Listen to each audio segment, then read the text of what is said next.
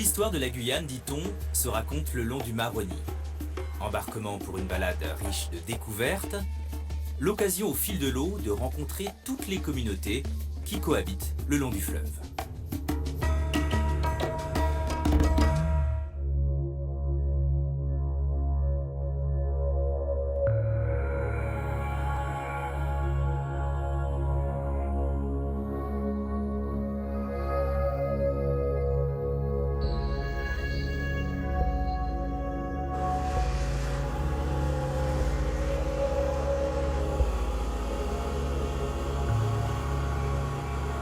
Moi, je fais des transports, mais je vais transporter des clients, des personnes.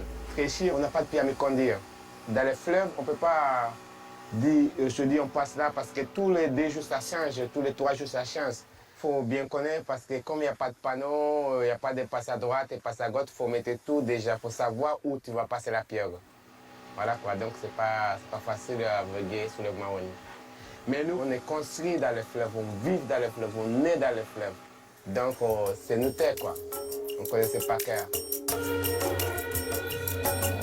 Ici, il faut bien savoir que les gens n'appartiennent pas à une terre.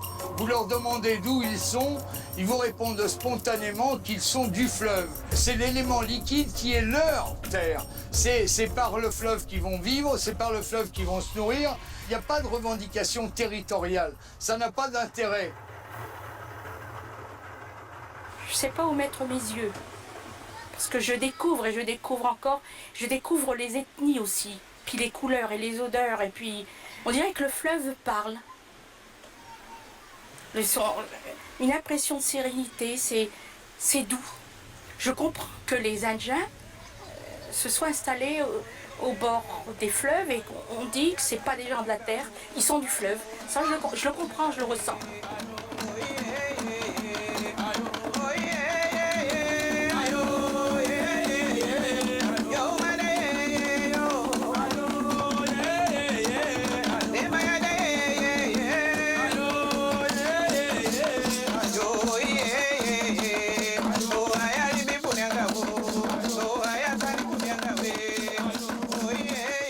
C'est une danse d'esclaves qui permettait aux gens de communiquer. Ils profitaient de cette opportunité tout en dansant pour les maîtres puissent croire que bon, ils sont contents, etc.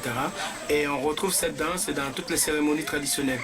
C'est pas spécifique aux gens du fleuve du Maroni, c'est spécifique aux gens qui viennent des plantations. Le Maroni, c'est une richesse. C'est tout pour nous. On n'a rien d'autre que le fleuve où on peut pêcher, où on peut vivre, boire.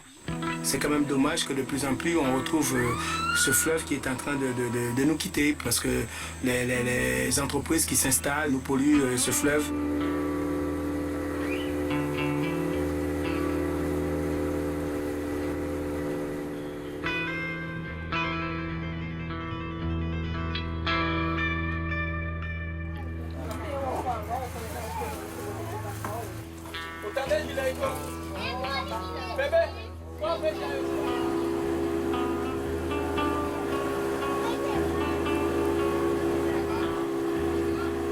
Sur Maripasoula, il n'y a que moi qui fais le ramassage scolaire.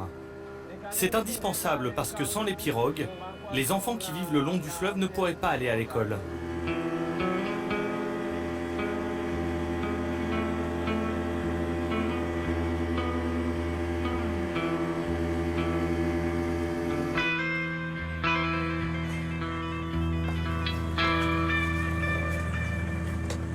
Alors maintenant, nos enfants là, qui sont en train de se baigner, juste avant de se laver, ils ont fait un petit pique-nique, voyez? Ils ont mangé et ils ont bu.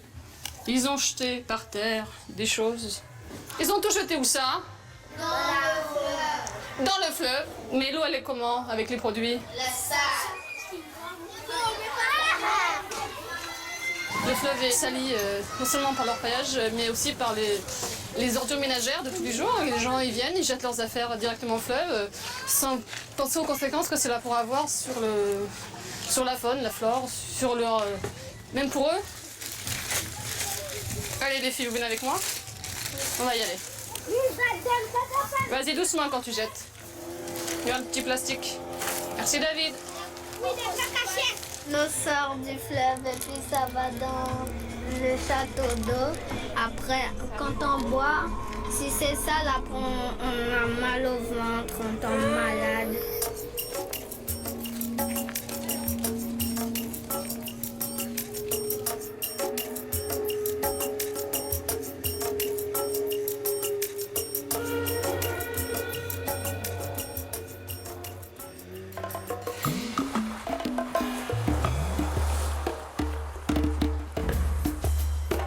Si la feuille de bois d'Inde est bien connue côté cuisine, elle offre aussi d'autres bienfaits sous forme, par exemple, d'huile essentielle. Gérard a repris l'exploitation de ses grands-parents et est désormais le seul en Guadeloupe à fabriquer ces produits.